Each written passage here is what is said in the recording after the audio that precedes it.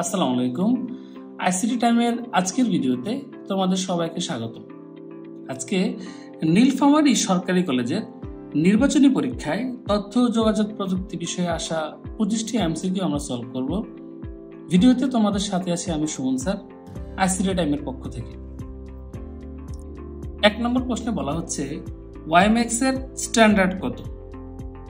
এখানে 4টি অপশন রয়েছে, সঠিক উত্তর হবে ক। ওয়াইম্যাক্স এর স্ট্যান্ডার্ড হচ্ছে 802.16। এরকম 3টি স্ট্যান্ডার্ড আমাদের বইয়ে আছে এবং পরীক্ষায় সবসময় আসে। তার মধ্যে একটি হচ্ছে ওয়াইফাই এর জন্য। ওয়াইফাই এর জন্য স্ট্যান্ডার্ড হচ্ছে 802.11। আরেকটি হচ্ছে ব্লুটুথের জন্য, এক্ষেত্রে স্ট্যান্ডার্ড হচ্ছে 802.15। আরেকটি হচ্ছে ওয়াইম্যাক্স এর জন্য, এটার ক্ষেত্রে স্ট্যান্ডার্ড হচ্ছে 802.16। যাদের এই 3টি স্ট্যান্ডার্ড নাম্বার মনে রাখতে প্রবলেম, তাদের জন্য একটু হিন্টস দিয়ে দিচ্ছি। সেটি হচ্ছে ওয়াইফাই 2টি আই আছে, এক্ষেত্রে 2টি আই মানে আমরা 2টি 1 মনে রাখবো। ব্লুটুথ 15 এবং ওয়াইম্যাক্স 16। এখানে সবগুলোর ক্ষেত্রেই 802 কনস্ট্যান্ট, তাহলে চেঞ্জ হচ্ছে 11, 15 এবং 16। 11 মনে রাখার কৌশল তো বলেই দিলাম, যেখানে আই মানে 11 ধরবো, তাহলে 11 এর পরের সংখ্যা হচ্ছে 15, তারপর হচ্ছে 16। তার মধ্যে সবচেয়ে বড় হচ্ছে 16 এবং ম্যাক্স কথা লেখা আছে ওয়াইম্যাক্স, সেক্ষেত্রে ওয়াইম্যাক্স এর জন্য স্ট্যান্ডার্ড হবে 802.16। তাহলে মনে রাখার কৌশলটাও বলে দিলাম, আর সঠিক উত্তর হচ্ছে 802.16। 2 নম্বর প্রশ্নে বলা হচ্ছে বায়োমেট্রিক্সের আচরণগত বৈশিষ্ট্য নিচের কোনটি? 4টি অপশন দেয়া আছে, তার মধ্যে সঠিক উত্তর হবে ক, ভয়েস রিকগনিশন।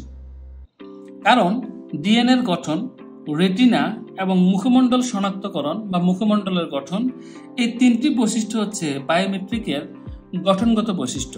তাহলে আচরণগত বৈশিষ্ট্য হচ্ছে ভয়েস রিকগনিশন, সঠিক উত্তর ক। 3 নম্বর প্রশ্নে বলা হচ্ছে ডেফিনিশন লিস্ট তৈরির সাথে সংশ্লিষ্ট কয়েকটি ট্যাগ। ডেফিনিশন লিস্ট তৈরির সাথে 3টি ট্যাগ সম্পর্কিত, তার মধ্যে একটি হচ্ছে ডিএল, যা দ্বারা ডেফিনিশন লিস্ট শুরু হয়, অন্যটি হচ্ছে ডিটি, যা দ্বারা ডেফিনিশন টার্ম লেখা হয়, এবং আরেকটি হচ্ছে ডিডি, যা দ্বারা ডেফিনিশন ডেসক্রিপশন লেখা হয়। তাহলে 3টি অপশনের মধ্যে 2 এবং 3 এখানে রয়েছে, তাহলে সঠিক উত্তর হচ্ছে 2 ও 3, অর্থাৎ গ। ডিএচ বলতে কোনো ট্যাগ নেই, তাহলে এটা কখনোই সঠিক উত্তর হওয়ার সুযোগ নেই। 4 নম্বর প্রশ্নে বলা হচ্ছে চিহ্ন পরিমাণ পদ্ধতিতে নিচের কোনটি -21 এর নির্দেশক? চিহ্ন পরিমাণ বলতে এখানে সাইন ম্যাগনিটিউডের কথা বলা হচ্ছে। এক্ষেত্রে শুরুতে আমাকে 21 এর বাইনারি বের করে নিতে হবে, সেজন্য আমরা এই ধারাটি ব্যবহার করতে পারি। এখানে 16 এবং 4 যোগ করলে 20 হয় এবং 1 যোগ করলে 21 হয়। বাকিগুলো যেহেতু যোগ করে নেই, তার নিচে 0 দিয়ে দিব। তাহলে 21 এর বাইনারি হচ্ছে 10101। এখানে কোনো অপশনই 5টা বিটের নাই, সেক্ষেত্রে আমরা 8 বিট করার জন্য আমরা সামনে আরো 3টা বিট লাগিয়ে নিব, তাহলে 10101। যেহেতু সবার সামনে 0 আছে, আমরা জানি সবার সামনে 0 থাকার মানে হচ্ছে চিহ্নটি প্লাস। যদি আমি সাইন ম্যাগনিটিউডের নিয়ম অনুসারে এই 21 এর বাইনারির সামনে একটি 1 বসিয়ে দিই, তাহলে এটি হবে -21 এর বাইনারি। তাহলে -21 এর নির্দেশক হচ্ছে 100101101, 100101101। তাহলে সঠিক উত্তর হচ্ছে আমার ক। 5 নম্বর প্রশ্নে একটি HTML সিনট্যাক্স দেয়া আছে বা কোড দেয়া আছে, বলা আছে উপযুক্ত HTML কোডটিতে কোন অংশটি কন্টেন্ট হিসাবে প্রদর্শিত হয়। তাহলে যেহেতু এখানে প্রশ্নের মধ্যে উত্তর আছে অনেকটা, বলা হচ্ছে কন্টেন্ট হিসাবে, তাহলে আমরা একটু দেখে নিই কন্টেন্ট কোনটা। এখানে টিডি হচ্ছে ট্যাগের নাম এবং এই টিডিও ট্যাগের নাম, এটা হচ্ছে ক্লোজিং ট্যাগ, এটা হচ্ছে ওপেনিং ট্যাগ। তার মধ্যে ভি অ্যালাইন হচ্ছে অ্যাট্রিবিউট, সেন্টার হচ্ছে অ্যাট্রিবিউটের ভ্যালু, এবং 2 ট্যাগের মধ্যখানে যেটি আছে সেটি হচ্ছে কন্টেন্ট। তাহলে কন্টেন্টই আছে একটি, তাহলে এটি প্রদর্শিত হবে, তাহলে সঠিক উত্তর হচ্ছে এনজিসি গ। শুরুতে বলা আছে উদ্দীপকটি দেখো এবং 6 নং প্রশ্নের উত্তর দাও। চ্যাপ্টার 5 থেকে আসছে প্রশ্নটি। বলা হচ্ছে প্রোগ্রামটির আউটপুটে বিডি লেখাটি কতবার প্রিন্ট হবে। তাহলে আমরা প্রোগ্রামটাতে একটু যাই। বিডি লেখাটি একটি প্রিন্টএফের মধ্যে রয়েছে এবং এই প্রিন্টএফটি ইফের আন্ডারে রয়েছে। যদি ইফ শর্তটি কাজ করে তাহলে বিডি লেখাটি প্রদর্শিত হবে এবং এলস তখন আর কাজ করবে না, এই অংশটি তখন আর কাজ করবে না যদি ইফ কাজ করে। যেহেতু আই এর মান 1, আমরা দেখতে পাচ্ছি এখানে আই এর মান 1, আই এর মান যদি 1 হয়, 1 এবং 1.5 থেকে ছোট বলা আছে, যদি 1.5 থেকে ছোট হয় তাহলে বিডি লেখাটি প্রিন্ট হবে। এখানে আই এর মান 1 যা 5 থেকে ছোট, যা শর্তটি মানলো, তাহলে প্রিন্ট করবে হচ্ছে বিডি এবং প্রিন্ট শেষে এখানে কন্ট্রোল চলে আসবে প্রোগ্রামের শেষে। তাহলে বিডি লেখাটি প্রিন্ট হবে একবার। সঠিক উত্তর হচ্ছে খ। অনেকের মনে প্রশ্ন আসতে পারে তাহলে লেবেলে কি আর ফেরত যাবে না? যাবে না। কেন যাবে না? কারণ total I equal to I plus 1 এবং গো টু লেবেল তা এলস এর আন্ডারে আছে একটি ব্লকের সাহায্যে। এই ব্লকের সাহায্যে এটি এলস এর আন্ডারে আছে। যেহেতু এলস এর আন্ডারে আছে এবং ইফ কাজ করলে এলস কাজ করবে না, তাই এটি এখন আর কাজ করবে না। তাহলে বিডি লেখাটি প্রিন্ট হবে একবার। 7 নম্বর প্রশ্নে বলা হচ্ছে ন্যানোস কোন ভাষার শব্দ? এটি চ্যাপ্টার 1 এর ন্যানো টেকনোলজির বেস ওয়ার্ড গ্রিক ওয়ার্ড ন্যানোস এর কথা বলা হয়েছে। ন্যানোস একটি গ্রিক শব্দ যার ইংলিশ নাম হচ্ছে ডফ এবং বাংলা নাম হচ্ছে বামন। তাহলে ন্যানোস কোন ভাষার শব্দ? ন্যানোস একটি গ্রিক ভাষার শব্দ। 8 নম্বর প্রশ্নে বলা হচ্ছে HTML এ কমেন্ট তৈরিতে কোন চিহ্নটি ব্যবহৃত হয়? HTML এর কমেন্ট তৈরিতে ব্যবহৃত হয় এমন একটি চিহ্ন এখানে নাই। যদি ধরে নেই এটি সঠিক, তাহলে এক্ষেত্রে দুটি হাইফেন বসবে, আবার দুটি হাইফেন থাকবে, তারপর চিহ্নটি শেষ হবে। HTML এ একটি মাত্রই ওয়ে আছে বা সিনট্যাক্স আছে বা ট্যাগ আছে কমেন্ট করার। যেহেতু এটি বহুপদী বহু নির্বাচনী, তাহলে একাধিক অপশন সঠিক উত্তর হবে। এখানে একাধিক অপশন সঠিক উত্তর নাই। যদি প্রশ্নটি HTML না হয়ে সি হতো তাহলে সঠিক উত্তর হতো 1 এবং 3। সি ভাষায় সিঙ্গেল লাইন কমেন্ট করার জন্য ডাবল স্ল্যাশ এবং মাল্টি লাইন কমেন্ট করার জন্য ইউজ করা হয় এই সিনট্যাক্সটি। তাহলে যদি এখানে সি হতো সেক্ষেত্রে সঠিক উত্তর হতো 1 ও 3 অর্থাৎ খ। যেহেতু HTML এর কমেন্ট করার রাস্তায় আছে একটি, তাহলে 2 সঠিক, বাট 2 কোথাও সিঙ্গেল নাই, তাই এখানে সঠিক উত্তর নাই। 9 নম্বর প্রশ্নে বলা হচ্ছে 35টি কম্পিউটারকে মেশ নেটওয়ার্কিং এর আওতায় আনতে কতটি তারের প্রয়োজন? আমরা জানি তার সংখ্যা বের করার সূত্র হচ্ছে n × n-1/2। তাহলে n এর মান যদি আমি 35 বসাই, এখানে 35 বা n এর মান হচ্ছে কম্পিউটারের সংখ্যা, তাহলে 35 × n-1 তার মানে হবে 34/2।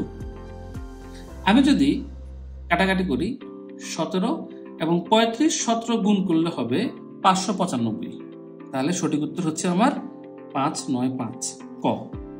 10 নম্বর প্রশ্নে একটি ধারা দেয়া আছে, বলতেছে ধারাটির পরবর্তী সংখ্যাটি কত, অর্থাৎ ধারার এই পদের পরের যে পদটা আছে সেটা কত। এখানে কোশ্চেন মার্ক দেয়া আছে এবং ধারার প্রত্যেকটি মান বাইনারিতে দেয়া আছে। এটি ভালো বোঝার জন্য আমরা একটু প্রত্যেকটা বাইনারি মানের ডেসিমেল মান বের করব। তাহলে 0 ডেসিমেল মান হচ্ছে 0, 1 এর ডেসিমেল মান হচ্ছে 1, 1 এর ডেসিমেল মান হচ্ছে 1, 10 এটার ডেসিমেল মান হচ্ছে 2। আমরা যদি একটু হিসাব করে বের করি 1248, তাহলে 10 এটি হচ্ছে 2 এর বাইনারি, 11 এটি হচ্ছে 3 এর বাইনারি। যদি আমরা লিখি 2 এবং 1, দুটার নিচে 1 আছে, 1 1 2 এর যোগ করলে হচ্ছে 3, তাহলে 11 হচ্ছে 3। 101 এটির সমতুল্য মান হচ্ছে 5, 1 1 0 1 এটি হচ্ছে 5, 4 এর যোগ করলে 5 হয়। তারপরটি হচ্ছে 1000, যা হচ্ছে মূলত 8 এর সমতুল্য বাইনারি। তাহলে বলতেছে এর পরের মানটি কত হবে। ধারাটি একটি ফিবোনাক্কি ধারা বা ফিবোনাক্কি সিরিজ, যেখানে প্রথম দুটি পদ যোগ করলে পরের পদটি পাওয়া যায়। এই দুটি পদের লাস্ট পদ এবং এই পদ যোগ করলে তারপরের পদ পাওয়া যায়। 1 আর 2 যোগ করলে 3 পাওয়া যায়, 2 আর 3 যোগ করলে 5 পাওয়া যায়, 5 আর 3 যোগ করলে 8 পাওয়া যায়, তাহলে 8 আর 5 যোগ করলে কত পাওয়া যাবে? 13। বাট এখানে অপশনগুলো বাইনারিতে দেওয়া আছে, এক্ষেত্রে আমরা 13 বাইনারিটি বের করে নিই। 8 4 12 রেখে 13, তাহলে সঠিক উত্তর হচ্ছে 1101, কারণ 13 সমতুল্য বাইনারি হচ্ছে 1101। তাহলে সঠিক উত্তর হচ্ছে আমার গ। পরের প্রশ্নে বলা হচ্ছে নিচের উদ্দীপকটির আলোকে 11 ও 12 নং প্রশ্নের উত্তর দাও। এখানে বলা হচ্ছে এনজিসি শব্দটি কতবার প্রিন্ট হবে। আমরা একটু দেখি, এখানে n = 5 বলা আছে এবং শর্তের মধ্যে 5 বলা আছে। i এর মান দেয়া আছে 1, তাহলে i এর মান 1 থেকে শুরু করে 5 পর্যন্ত, যেহেতু সামনে ইকুয়াল চিহ্ন দেয়া আছে, তাহলে 1 থেকে শুরু করে 5 পর্যন্ত সবগুলো মানের জন্যই লুপটি ঘুরবে। তাহলে 1 2 3 4 5 এবং 5 বার সে ভিতরে ঢোকার কথা। ভিতরে ঢুকে সে প্রিন্ট করবে এনজিসি। তারপরে শর্ত দেয়া আছে ইফ i = 3, যদি i এর মান 3 হয়, যখন i এর মান 3 হবে তখন এই ব্রেক স্টেটমেন্টে কাজ করবে। আর যখন এই ব্রেক স্টেটমেন্টে কাজ করবে তখন লুপ অংশে আর কোনো কাজই হবে না। তাহলে প্রথমে দেখি, যখন i এর মান 1 তখন সে ভিতরে সে এনজিসি ছাপাবে, i এর মান 1 এর জন্য এনজিসি ছাপাবে। তারপর i এর মান 1 তো আর 3 এর সমান না, তাহলে ব্রেক স্টেটমেন্ট কাজ করবে না। এখান থেকে চলে যাবে উপরে, i এর মান 1 বাড়বে, i প্লাস প্লাসে i এর মান 1 বাড়বে, বেড়ে i এর মান হবে 2।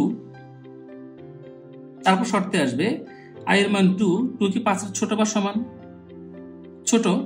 ভিতরে ঢুকবে, এনজিসি আবার ছাপাবে, তাহলে 2 বার ছাপালো, 2 এর জন্য এনজিসি ছাপালো, i এর মান 1 এর জন্য ছাপালো, 2 এর জন্য ছাপালো। তারপর এখানে আসলো i এর মান 2 কি 3 এর সমান? না, 2 3 এর সমান না, তাহলে ব্রেক এখনো কাজ করবে না। আবার চলে যাবে উপরে, i এর মান আরো 1 বাড়বে, বেড়ে 3 হবে।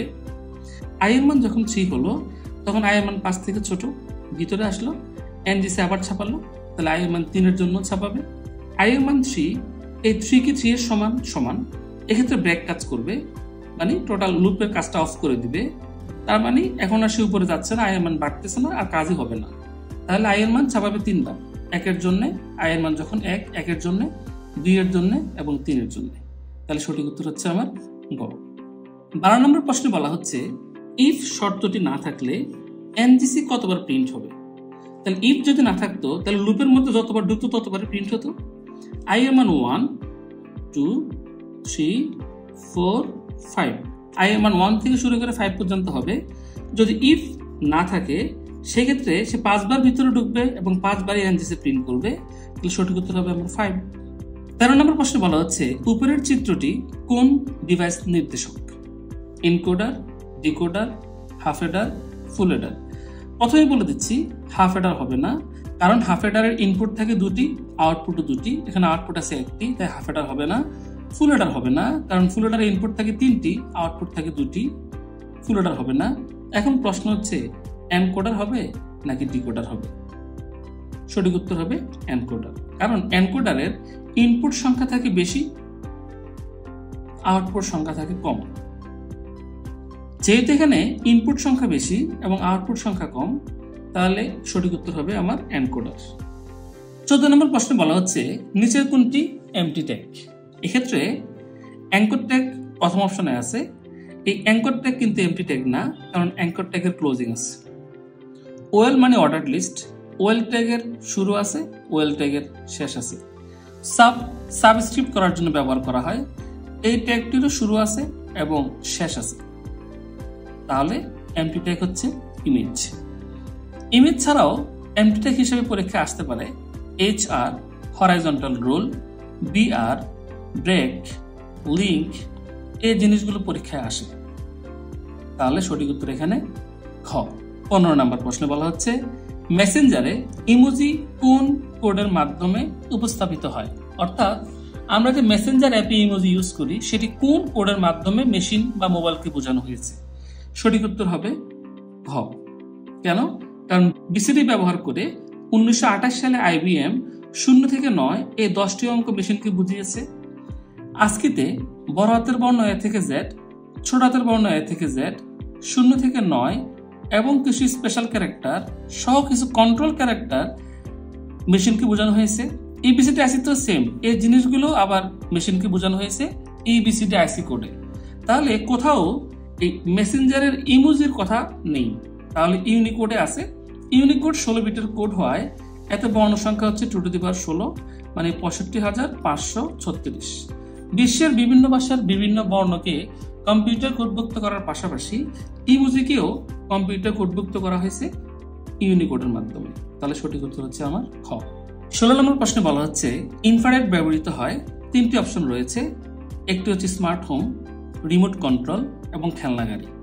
রিমোট কন্ট্রোল, যে রিমোটের মধ্যে আমরা যে সামনে ছোট্ট লাইটটি দেখি, তাতে যদি খুব অন্ধকারে আমরা দেখি, দেখবো যে সেখানে লাইট জ্বলে। খেলনা গাড়ির রিমোটেও দেখবো যে সেখানে লাইট জ্বলে যদি অন্ধকারে দেখি।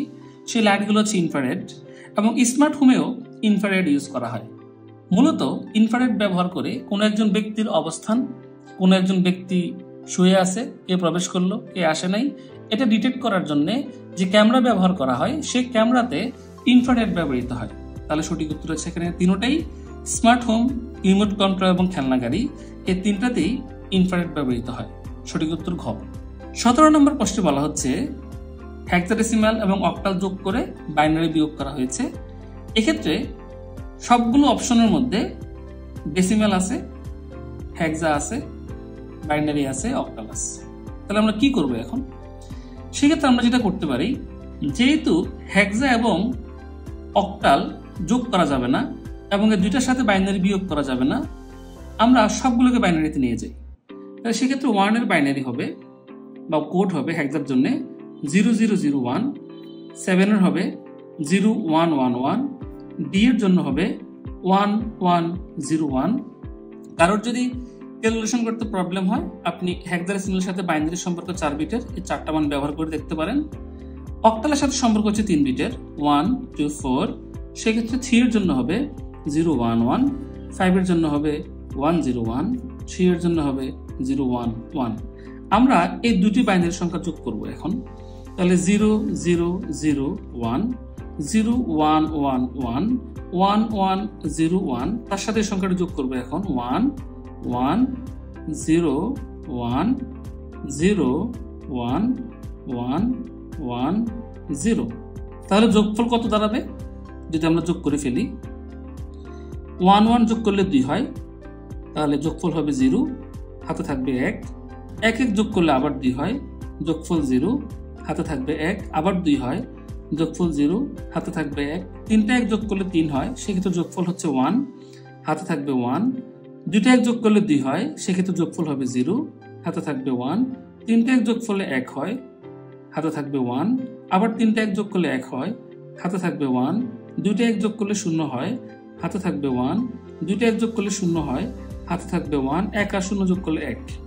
তার থেকে আমরা এই বাইনারিটি বিয়োগ করব। তাহলে 0 0 0 1 1 1 1। 0 থেকে 0 গেলে 0 0 0, 1 থেকে 1 গেলে 0, 0 থেকে 1 বিয়োগ করা যাবে না, তাহলে 0টাকে আমরা 2 ধরে নিব, 2 হবে, তার থেকে 1 গেলে হচ্ছে 1। 0কে আমরা 2 ধরছি একবার, সেই কারণে এখানে একটা 1 আসবে, এটা 2 হবে। 1 থেকে 2 বিয়োগ যাবে না, তাই 1 এর সাথে আমরা বাইনারি ভিত্তিতে 2 যোগ করে 3 ধরবো, 3 থেকে 2 গেলে হচ্ছে 1। এখানে 0কে 1কে 3 ধরছি আমরা একবার, সেই ক্ষেত্রে এখানে আরেকটা 1 আসবে, যেহেতু আমরা একবার 1কে 3 ধরছি। এক্ষেত্রে আবারও 1 থেকে 2 বিয়োগ করা যাবে না, তাই 1কে আবার 3 ধরবো, তার সাথে 2 যোগ করে 3 ধরবো, 3 থেকে যদি নিচের 2 বাদ দিই তাহলে 1। 1কে 3 ধরছি একবার, মানে ভিত্তি যোগ করছি একবার, সেক্ষেত্রে এখানে 1 আসবে। 0 থেকে 1 বিয়োগ করা যাবে না, কারণ 0 ছোট, তাই 0কে আবার 0-র সাথে 2 যোগ করে আবার সেটাকে 2 ধরবো, তার থেকে 1 গেলে হচ্ছে 1। 0কে 2 বানালাম, সেক্ষেত্রে আমি 2 যোগ করছি একবার বা 2 ধরছি একবার, সেখানে আরেকটা 1 এখানে আসবে। আবার 0 থেকে 1 বিয়োগ করা যাবে না, এই 0কে আমি আবার 2 ধরবো, 2 ধরে তার থেকে 1 বিয়োগ করলে আনসার হবে 1। 0কে যে 2 ধরলাম বা 2 যোগ করলাম, তা ধরলাম একবার বা যোগ করলাম একবার, তাই এখানে আরেকটা 1 আসবে, 1 থেকে 1 গেলে হচ্ছে 0। তাহলে আমার এখানে যে বাইনারি অপশনটা দেওয়া আছে 111 00 110, তা মিলতেছে না, তাহলে আমার গ অপশনটি ভুল। এখন দেখব যে হেক্সাডেসিমালটি মিলে কিনা। যে অপশনটি এখানে আছে, উত্তরটি এখানে আছে, এটিকে আমরা 4 বিট করে ধরে নিব। 0 মিলতেছে না, কারণ এটি মানে হবে 0, বাট এখানে হেক্সাডেসিমালে 0 নাই, তাহলে বাকি অঙ্ক করার দরকার নাই। সেক্ষেত্রে আমরা দেখব অক্টাল, এখানে 0 আছে, মিলতে পারে। অক্টালের ক্ষেত্রে বাইনারি সম্পর্ক 3 বিটের, তাই 3টা করে নিচ্ছি। এর মানে হচ্ছে 0, এর মানে হচ্ছে 6। যদি হিসাব না মিলে তাহলে বসাই ফেলবেন। 2 আর 1 4 2 যোগ করলে 6 হয়, 6। এখানে যদি আমরা 3টা নিই তাহলে 1 1 1, এটি হবে 7। তাহলে অ্যান্সার হচ্ছে 760। অপশন ঘ সঠিক। এরকম কিছু প্রশ্ন থাকে যেগুলো হাতে কলমে হিসাব করতে একটু সময় লাগে, কিছু আছে একদম মুখস্থ, চোখের পলকে পারা যায়। সব মিলেই হচ্ছে পরীক্ষার প্রশ্ন আনসার করতে হয়। এই হিসাবটা ক্যালকুলেটরও করা যায় তো, বাট আমি আপনাকে হাতে কলমে করে দেখালাম। 18 নম্বর প্রশ্নে বলা হচ্ছে নিচের কোনটি ন্যারো ব্যান্ডের স্পিড? ব্যান্ডউইথ 3 প্রকার: narrow band, voice band, broadband. Narrow ব্যান্ডের স্পিড রেঞ্জ হচ্ছে 45 থেকে 300 বিট পার সেকেন্ড। কিন্তু এখানে 45 থেকে 300 বিট পার সেকেন্ডের মধ্যে কে আছে? খ 229। তার সঠিক উত্তর হবে খ। 19 নম্বর প্রশ্নে বলা হচ্ছে প্রোগ্রামের ভুল খুঁজে বের করাকে কি বলে? ভুল খুঁজে বের করার একটা ইংরেজি শব্দ ডিটেক্টিং, বাট এটি এখানে ভুল, ডিটেক্টিং হবে না। প্রোগ্রামের ভুলকে বলা হয় বাগ এবং ভুল খুঁজে বের করাকে বলা হয় ডিবাগ। তাহলে সঠিক উত্তর হচ্ছে ডিবাগিং। 20 নম্বর প্রশ্নে বলা হচ্ছে উপরযুক্ত চিত্রটি কোন গেট নির্দেশ করে? উপরে 2টি নট গেট দেয়া আছে, তার মধ্যে সঠিক উত্তর কোনটি হবে? সঠিক উত্তর হবে বাফার গেট। কেন সঠিক উত্তর বাফার গেট হবে সেটি বলে দিচ্ছি। এই হচ্ছে বাফার গেট, যার দেখতে নট গেটের মতো। ইনপুট একটি, আউটপুট একটি। এখানে ইনপুট মান যদি 0 হয়, আউটপুটের মানও 0 হয়। ইনপুট মান যদি 1 হয়, আউটপুটের মানও 1 হয়। বাট নট গেটের মতো তার এই ফোটাটা নাই। এক্ষেত্রে আমরা দেখব যদি এখানে ইনপুট 0 হয়, 0কে নট করলে 1 হবে, 1কে আবার নট করলে 0 হবে। যদি এখানে ইনপুট আমি 1 দিই, তাকে নট করলে এখানে 0 হবে এবং সেটাকে আবার নট করলে এখানে 1 হবে। দেখতে পাচ্ছি 0 0 রয়ে গেল শেষ পর্যন্ত এবং 1 1 রয়ে গেল, যা সরাসরি এই বাফার গেটের মতো কাজ করে। তাই সঠিক উত্তর হবে খ বাফার। চিত্রটি লক্ষ্য করো এবং 21 ও 22 নং প্রশ্নের উত্তর দাও। এক্ষেত্রে বলা হচ্ছে উদ্দীপকের ওয়েবসাইটের কাঠামো। মূলত এই ডান দিকের অ্যারো দ্বারা নেক্সট বোঝানো হয় এবং বাম দিকের অ্যারো দ্বারা প্রিভিয়াস বোঝানো হয়, যা লিনিয়ার কাঠামোকে সমর্থন করে। তাহলে উদ্দীপকের ওয়েবসাইটের যে কাঠামো তা লিনিয়ার প্রকাশ করে। সঠিক উত্তর হচ্ছে খ। একই উদ্দীপকের আরেকটি প্রশ্ন, এই কাঠামোর বৈশিষ্ট্য মানে লিনিয়ার কাঠামোর বৈশিষ্ট্য ব্যবহারকারীদের জন্য সুবিধাজনক না। এই অপশনটি ভুল, কারণ একটা পেজ থেকে অন্য একটা পেজে যেতে একজন ব্যবহারকারীকে বারবার নেক্সটে ক্লিক করতে হয়। এই নেক্সটে ক্লিক করে এক পেজ থেকে অন্য পেজে যাওয়াটা একটু কঠিন। তাহলে এটি ব্যবহারকারীর জন্য সুবিধাজনক নয়। সিকুয়েন্সিয়াল। কেন সিকুয়েন্সিয়াল? এখানে একটি পেজের সাথে অন্য একটি পেজ সিকুয়েন্সে যুক্ত, একটির পর একটি যুক্ত, তাই এটা সঠিক।